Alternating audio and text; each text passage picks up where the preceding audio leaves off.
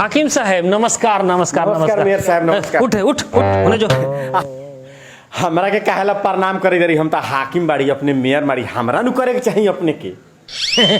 ए अपने हाकिम कितनो भेली तो हाकिम भेली आ प्रणाम के बात कहते रही हम तो पीयूनो के प्रणाम करी ले अपने तो हाकिम बैठी। हाँ वो तो समझाइते। बैठू बैठू बैठू बैठू बैठू बैठू हो गेल मेयर साहब बैठा बैठ ना अपने पहले बैठू हम दूर पाल बैठ तो पहले अपने बैठम तब हम बैठम। हाँ तो हाकिम साहब कहल जाओ ना केने चलली है कौन सी सेवा करूँ अपने के। अब बात कथी बानू मेयर साहब आखिर जथी बात होबे कलक जितना दिन से अपने तो हमरा के लाग के यहाँ से सरुआ कराइए देली। अब जवन एगो आदमी के तो फांसियों के टाइम में पूछल जाला कि मन के बात अंतिम इच्छा पूछल जाला। हाँ, तो कम से कम हम जब सरुआ हो गेल तो हमरो एगो अंतिम इच्छा रहे वो पूरा अपने ना कर दे तारी ओकरे बात के लेके अपने के हम लिए अपने से भेंट करे। तब बातवा कथी बा खोल के कहूँ नहीं दूसर लोग थोड़े हम ही अपने सुनी बात कथी बा अपने के पाना तकैत रह गई अब न देखल गेल खन तब अलिया माने अपने कहाँ कहाँ के लोग के कहाँ के कर्मचारी के कहाँ के बकरी पटरू खसी बिकाले ओकरो विदाई कर दिले।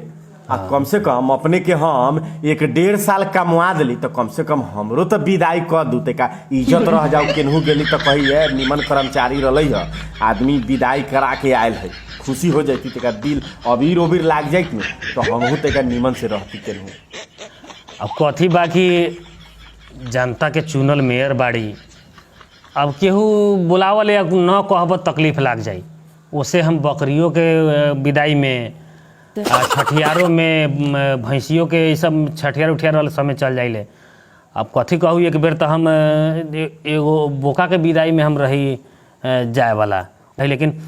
वो अभी न भेल बाबू अपने कही तरी विदाई करेला तो मन तो हमरा बड़ा रहल इस समय दोसर काम में ध्यान न जाले काय हम जनै तारी हमनी के मेयर साहब विदाई करे में हाँ, बड़ी लेकिन कथी बा हाँ। अपने में से लोगों से विरोध करता कहता कथी जे पहले के कार्यकाल में के हाकिम बा अपने काहे विदाई करब हम कहले रही विदाई कर दू जल्दी है हाँ। तो कथी कहले माया को चीनो भी बनवा देले रही अब विरोध करे लागल अब नौ कुनियों के बात लेके चलम नु तब बिहान हमरो समस्या हो जाई कही जे ई सब मिलले हो आ लुटली बा कही तो कथी मालूम बा वैसन चोर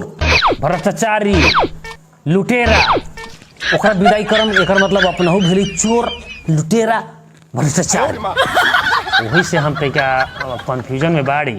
आ न चाही तारी कि अपने के विदाई होखो। एक काम करू हाकिम साहब अपनों के बात रह जाई आ विरोधो करे वाला के बात रह जाई हमरो बात रह जाई अपने के विदाई कर दी तारी फोटो वोटो खींच लू लेकिन पोस्ट न करम अभी नगर साहब होई हाँ लुका के बाद में आज जब चल जाए यहाँ दूसर हाकिम चल आई 1-2 महीने के बाद में तो अपने पोस्ट करम जो विदाई भएको अवस्था यो इतना दिन हो गए कह के तो बाद में तो कहते जब कथी करम हेंगे होंगे हम जाए भूलिया देम। हाँ ठीक है कही तारी मेयर साहब बहुत अच्छा कही तारी तो अपने हम तो न चाहत रही अपने जाऊ यहाँ लेकिन ज्यादा विरोध हो गया तो हमारा मजबूरी हो गया। अपने जितना हमें कमवा दिली वो दूसरा कौन थोड़े कमवा दी आ न कमा सकी लेकिन कथी करम सिचुएशन के हिसाब से चले के पड़ल तो अपने जहाँ गेल बाड़ी वहाँ तो कम्युनी मिनी नहीं खे अब कथी करम वही होखले वहाँ तो बहुत पसीना छूटी अपने के ना और ना टाइम पे एसी मिली ना गाड़ी मिली समस्या तो हुई लेकिन कथी करम अब तो ये समझू ना कि एगो लॉटरी रहे अपने के भाग में लिखा रहे बहुत अच्छा कह लेली अब जाऊ अब केहू लेखा काम करूँ हमनियों के तो 5 साल के रहल 1 साल बीत गए 4 साल के बाद कोनो गारंटी थोड़े कि अबे करम कैसन इतना ना कमा ले बाड़ी चिंता करके कोनो बातें नहीं खे तो उनको चिंता न करूँ। देखू मेयर साहब चिंता तैको नहीं करे बात कथी बानू केनहू जाऊ नु अब 3 पुस्ता तक बेलाऊ के बेलाऊ तो क्या पानी ले आवता बेलाऊ न कहिए पानी ले पानी ले आवा 3 पुस्ता तक हमार खाई नु बाल बच्चा तैयो न संपत्ति और खाली हम केनहू जाऊ नु एगो 4 ना घूस ना लेम शान से रहम नु तैयो हम संपत्ति और आय के नहीं के साफ तहिया के